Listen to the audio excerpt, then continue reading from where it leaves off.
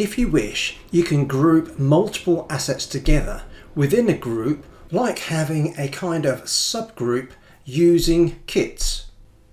I've searched for assets that contain the word carpet, and I have found that there are 5 items within fixtures and fittings that I would like to group together. The first thing I'm going to do is use the plus create in the top right hand corner and use the option to create a new kit. You have the option to add an asset number or reference. You must give the kit an asset name.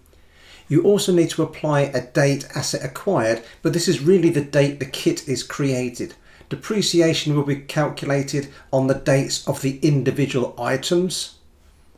And you also need to select the group that the kit will be added to. I can see that my saved kit is now in my list of fixtures and fittings, but currently has no values.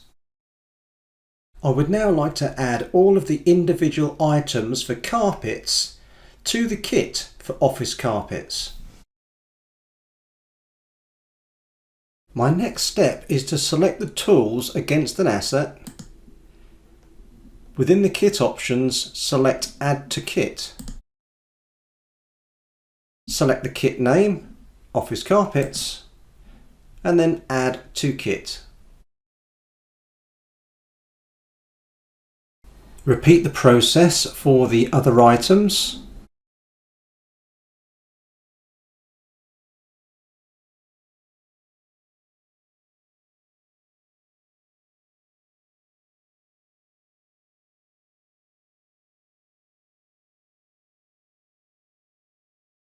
All of the individual assets will now be found within the kits for office carpets.